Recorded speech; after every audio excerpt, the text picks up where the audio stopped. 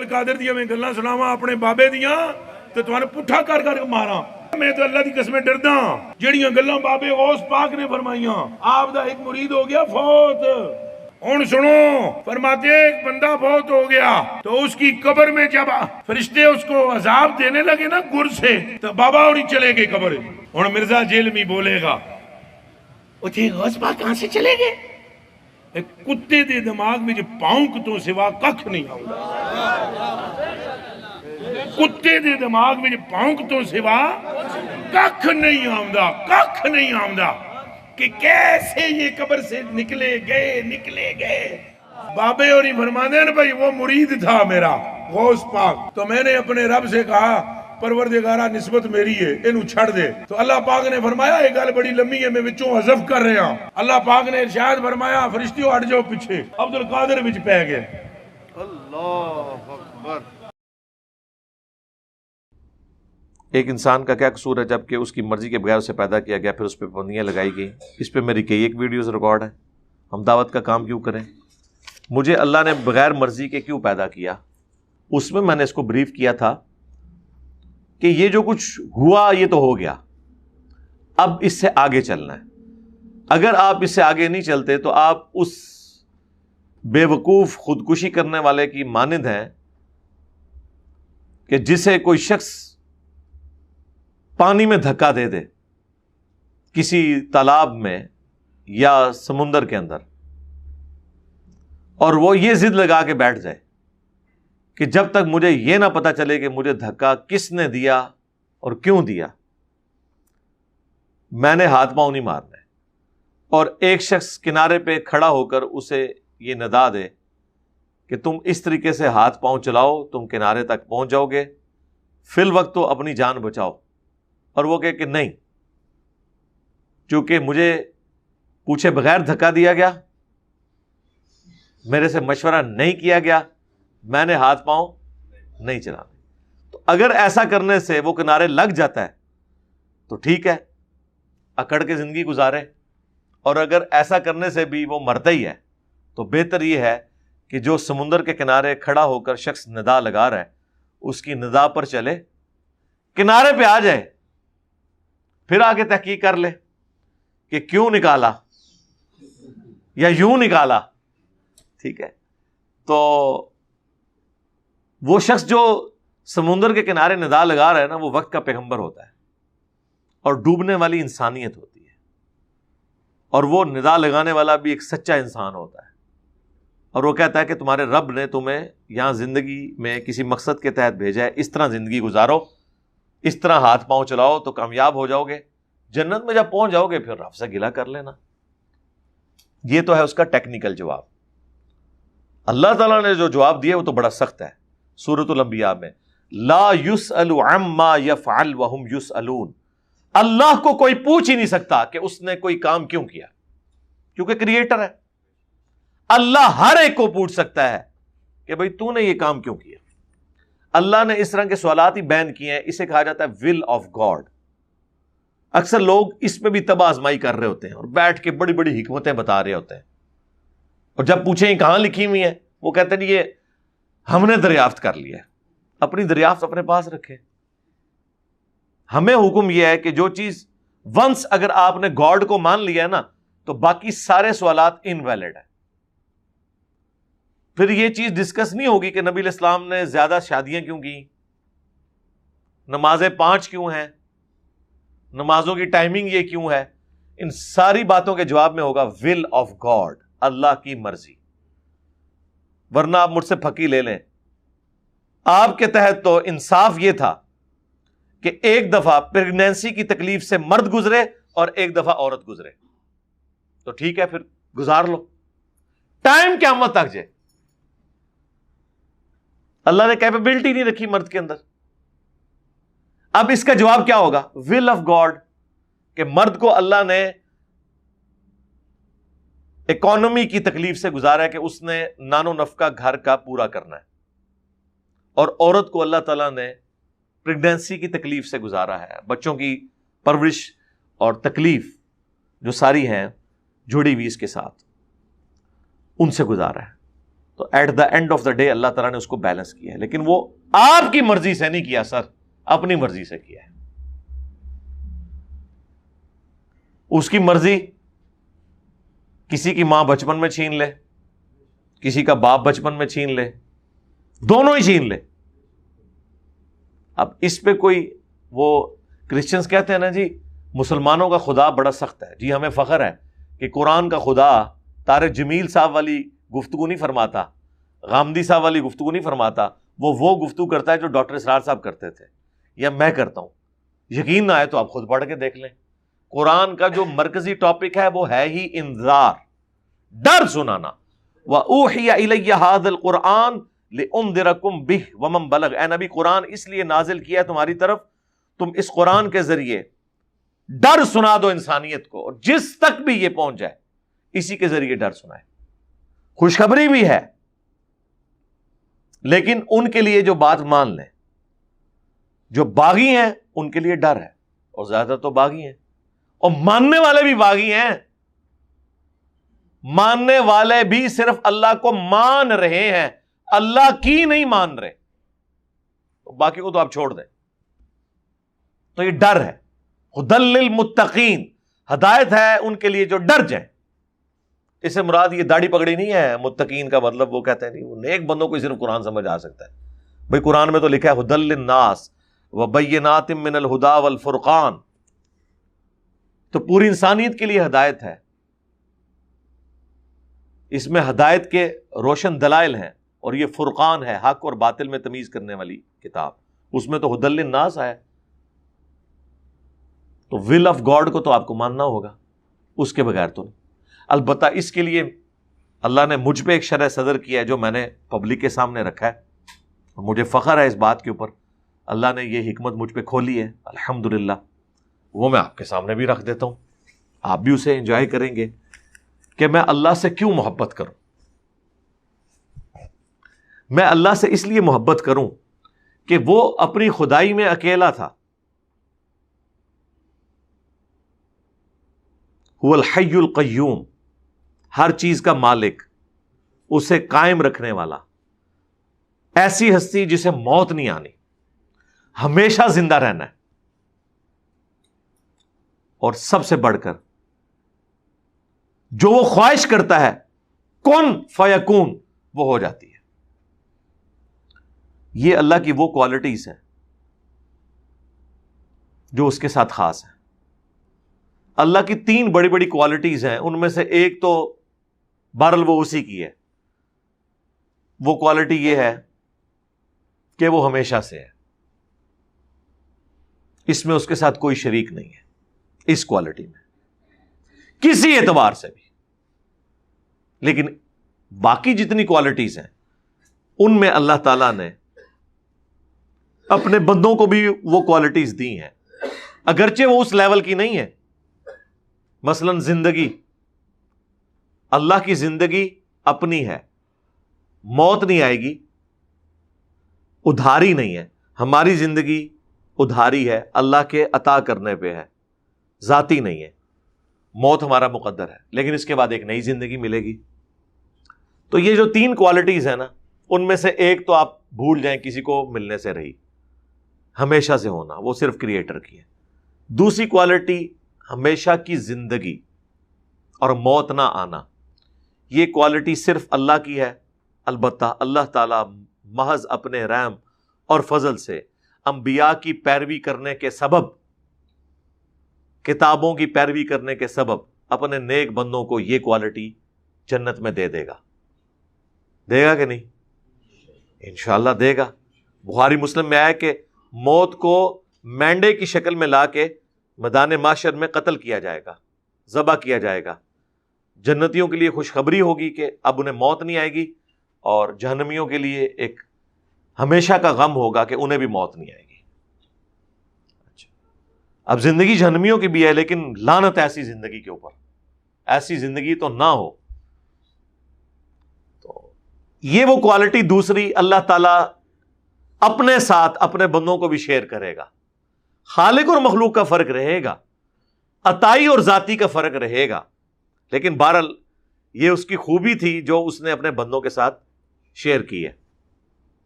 تو ایسے رب سے محبت نہ کی جائے. محبت کا جذبہ تو پیدا ہوتا ہے کہ چند سالوں کی زندگی دے کر انفینٹ لائف آپ اللہ سے حاصل کر لیں. اور تیسری کوالٹی کن فیکون، جو آپ خواہش کریں وہ ہو جائے.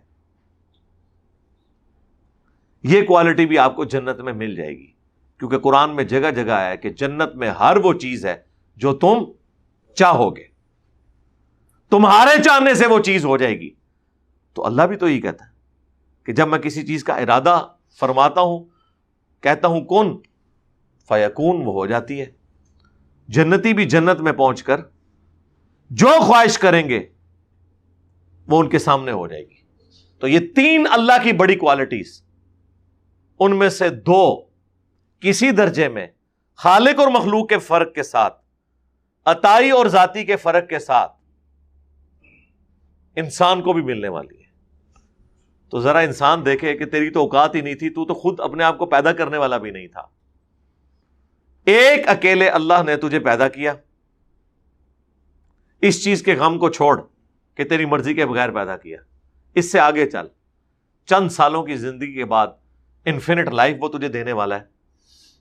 جو صحیح مسلم میں حدیث ہے کہ دنیا اور آخرت کی مثال اس طرح ہے جس طرح کوئی شخص انگلی ڈبوئے سمندر میں، اس کے ساتھ جو پانی لگتا ہے وہ دنیا کی زندگی، اور سمندر انفینٹ آخرت کی زندگی ہے. تو یہ انفینٹ لائف ملنے والی ہے نا. اس کے اوپر غور کریں تو پھر اللہ کے لیے آپ کے دل میں محبت کا جذبہ پیدا ہوگا کہ میں اس اللہ سے کیوں نہ محبت کروں جو اکیلا تھا. اس نے اپنی خدائی میں مجھے یوں شریک کیا کہ خالق اور مخلوق کا تو فرق ہے،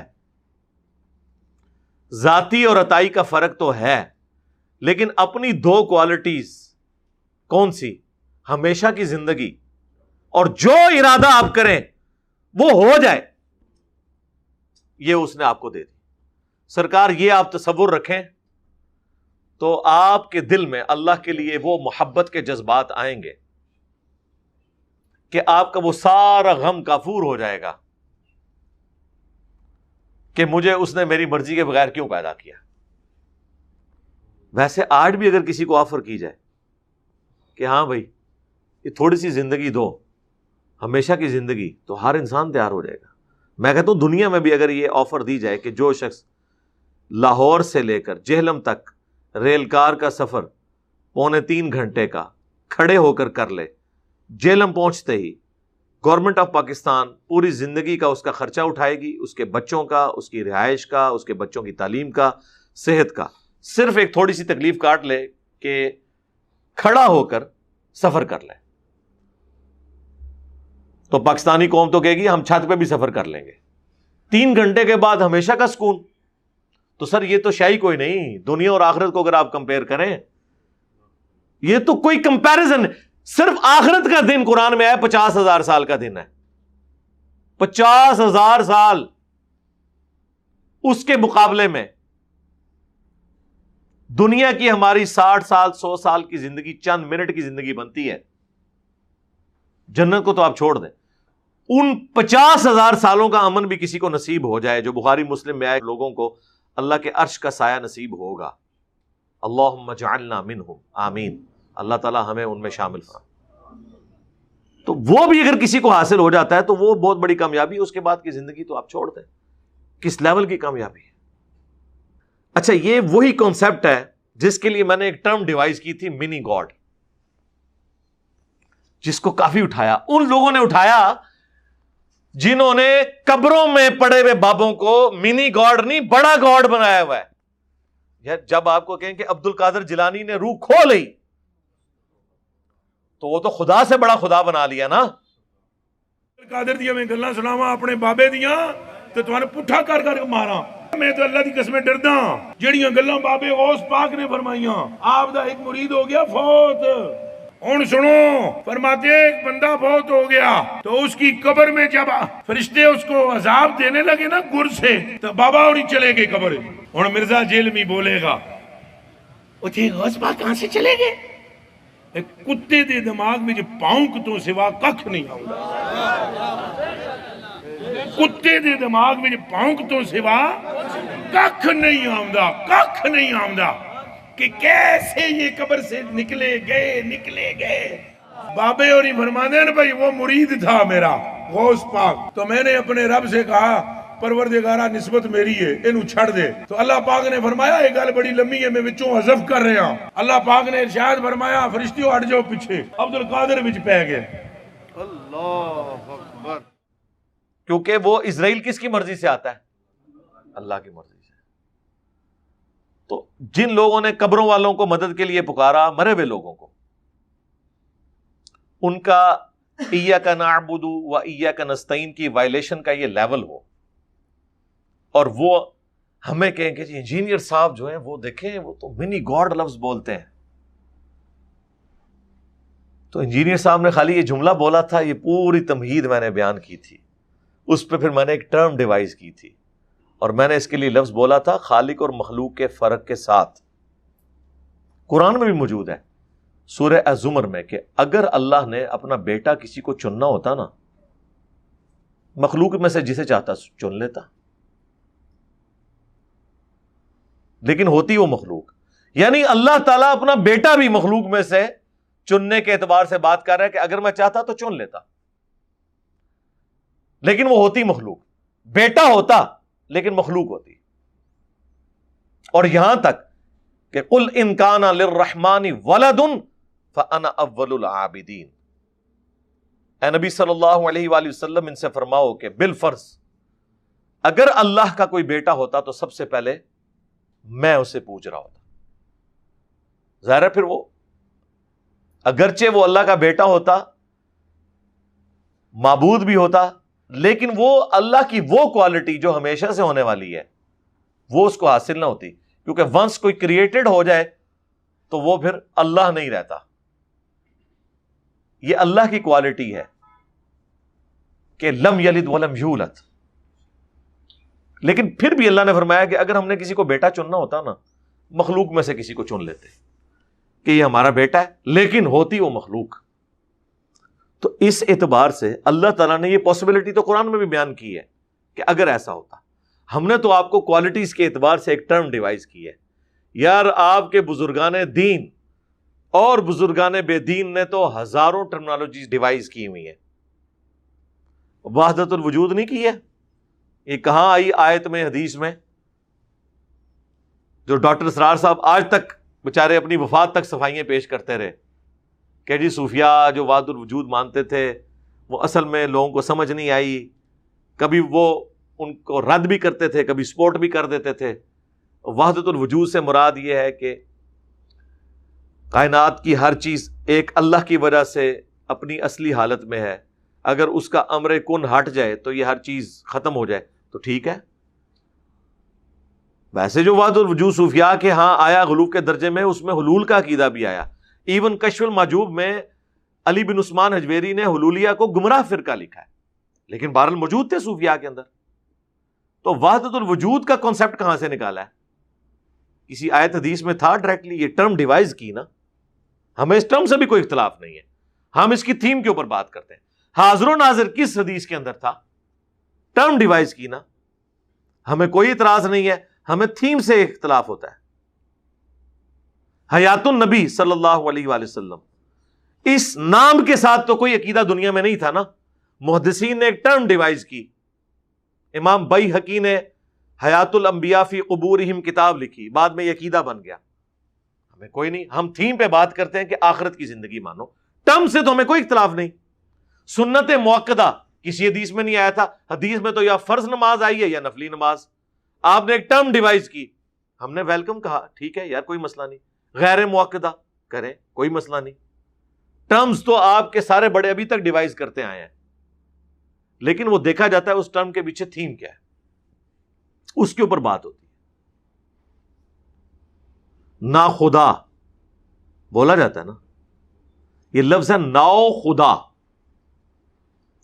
کشتی کو چلانے والا نگہبان، ناؤ خدا، یہ مختصر ہو کے نا خدا بن گیا۔ یعنی کشتی کا خدا. اس کے اوپر کبھی کسی نے شرک کا فتویٰ لگایا؟ نہیں. خدا کا لفظ تو بول رہے ہیں. وہ کہتے ہیں نہیں یار یہ ان معنوں میں نہیں ہے. جی یہ انہی معنوں میں ہے جس طرح ہم منی گاڈ بولتے ہیں. وہ کشتی کا منی گاڈ ہوتا ہے, چلانے والا. قرآن میں بھی آیا سورہ یوسف میں, حضرت یوسف علیہ السلام نے کہا جب ایک بندے نے خواب دیکھا تو تعبیر کے طور پہ کیا فرمایا, تم میں سے ایک شخص اپنے خدا کو شراب پلائے گا, اپنے رب کو. رب کا لفظ ہے وہاں پہ. وہ کہتے ہیں نہیں وہ رب کا لفظ تو ہے لیکن یہاں رب کا لفظ جو ہے وہ آقا کے معنوں میں ہے. کیوں بھئی؟ پہلے صفحے پہ بتایا ہے تم نے ہمیں کہ رب العالمین ہے اللہ, تو اب یہاں پہ رب کا معنی کیوں چینج ہو گیا؟ وہ کہتے ہیں نہیں, رب پالنے والے کو کہتے ہیں, اللہ تو بڑا پالنے والا ہے نا, تو یہ جو آقا ہے جس نے غلام رکھے ہوتے ہیں وہ بھی اپنے غلاموں کے لیے رب ہی ہوتا ہے. اچھا تو اس کے اوپر تمہیں کوئی یاد نہیں آیا کہ تم نے اسے منی گاڈ بنا لیا ہے؟ کس نے بنایا؟ یوسف علیہ السلام نے. اور بیان کس نے کیا؟ اللہ نے قرآن کے اندر.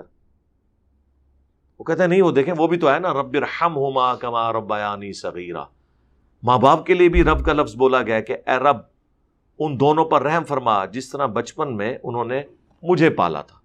تو بالکل ٹھیک ہے, ہوں آئے ہو نا لینڈ تے, ہاں ہوں تو اسماء و صفات بھی سمجھ آن گے کہ جب مخلوق کے لیے کوئی لفظ بولا جاتا ہے وہ ان تمام شرائط کے ساتھ ہوتا ہے, ذاتی اور عطائی کے فرق کے ساتھ, محدود اور غیر محدود کے فرق کے ساتھ, یہ ساری چیزیں اس میں امپلائڈ ہوتی ہیں, اور خالق اور مخلوق کے فرق کے ساتھ. اللہ بھی رؤوف الرحیم ہے. قرآن میں بالمؤمنین رؤوف الرحیم کسے کہا گیا؟ نبی علیہ السلام کو.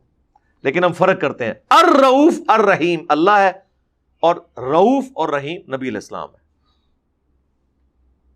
جس طرح صرف سٹی ہوگا تو مدینہ ہے شہر, دی سٹی المدینہ وہ مدینۃ المنورہ ہے خاص. رحمان کوئی عام انسان بھی ہو سکتا ہے, الرحمان صرف اللہ ہے. السمیع البصیر اللہ ہے. لیکن قرآن میں ہے جعلناہ سمیعا بصیرا, ہم نے انسان کو سمیع اور بصیر بنا دیا ہے. یہ کیا ہو گیا؟ سننے والا اور دیکھنے والا. ہاں خالق اور مخلوق کے فرق کے ساتھ. ٹھیک ہے, تو اس اعتبار سے کوئی شخص اپنا علمی اختلاف اس کو رائٹ ہے رکھے. کوئی کہتا ہے جی میں وحدت الوجود کی ٹرم کی بھی نفی کرتا ہوں, میں سنت موقدہ کی ٹرم کو بھی نہیں مانتا, میں منی گاڈ کی ٹرم کو بھی نہیں مانتا. بہت اچھی بات ہے, آپ کا رائٹ ہے. لیکن اس کی بنیاد کے اوپر کسی کے اوپر بدعت کا فتویٰ لگانا, کسی کے اوپر شرک کا فتویٰ لگانا, یہ پھر آپ اصول اور مبادی سے ہٹ رہے ہیں. ورنہ اگر آپ اصول ایک کھڑا کریں گے تو پھر سارے اس اصول کے تحت آئیں گے. اسی لیے میری جو پچھلے دنوں ایک ویڈیو ریکارڈ ہوئی ہے 3.5 گھنٹے کی, انجینئر محمد علی مرزا اسٹوڈنٹس کی عدالت میں, اس میں نے کئی ایک اور ٹروتھ ریویل کیے ہیں تاکہ آپ کو یہ علمی جو اختلافات ہیں ان کو سمجھنے کا ڈھنگ آ جائے. اس میں بنیادی اصول یہ ہوتا ہے کہ آپ نے ایک اصول کھڑا کرنا ہوتا ہے اور اس کے اوپر شرعی حکم بیان کرنا ہوتا ہے, پھر جو اس میں فٹ بیٹھتا ہے نا اس کے اوپر ایک فتویٰ لگایا جاتا ہے. یہ نہیں ہوتا کہ ہم بات کر دیں تو ہمیں کہا جائے کہ یہ آپ نے اپنی طرف سے بات کی ہے, اور کوئی اور کرے تو اسے کہا جائے کہ نہیں اس میں حرج کیا ہے. پھر ایک اصول کھڑا کیا جاتا ہے. آپ اگر یہ سمجھتے ہیں کہ اس طرح کا جملہ بولنے میں کوئی شرعی فتویٰ لگتا ہے تو آپ وہ شرعی فتوے کو ڈیفائن کریں اور بتائیں کہ اس کے اوپر کیا شرعی فتویٰ لگتا ہے, تاکہ پھر ہم کہیں رکو ذرا صبر کرو, اب دیکھو کون کون آتا ہے اس گھیڑے میں, اس گھیڑے کیڑا کیڑا آمدہ ہے, اس دائرے کے اندر کون کون داخل ہوتا ہے. وہ اصول کھڑا کرنا ضروری ہوتا ہے, ادروائز پھر وہ آپ اپنی مرضی کی جب بات ہوگی تو یہ اصول کھڑا کریں گے, جب اپنے خلاف بات آئے گی تو فوراً اصول کو بدل لیں گے. تو اس لیے اصول کھڑا کیا جاتا ہے, اس کے بعد اس کا شرعی حکم بیان کیا جاتا ہے. اور اسی چیز کو آپ دیکھیں ایون فقہ حنفی کی بنیادی کتابوں میں لکھا ہے کہ اگر کوئی مسلمان کوئی جملہ بولے اور اس کے جملے میں 99 مطلب کفر کے نکلتے ہوں اور ایک اسلام کا، اور وہ بولنے والا مسلمان ہو، تو مفتی پر واجب ہے کہ جو ایک مطلب نکل رہا ہے نا اس کے مطابق فتوا دے، 99 کفر کے مطلب چھوڑ دے، کیونکہ مسلمان سے یہ ایکسپیکٹ نہیں کیا جا سکتا۔ صلو علی محمد وآل محمد، اللہم صلی علی محمد وعلی آل محمد واصحاب محمد اجمعین الی یوم الدین۔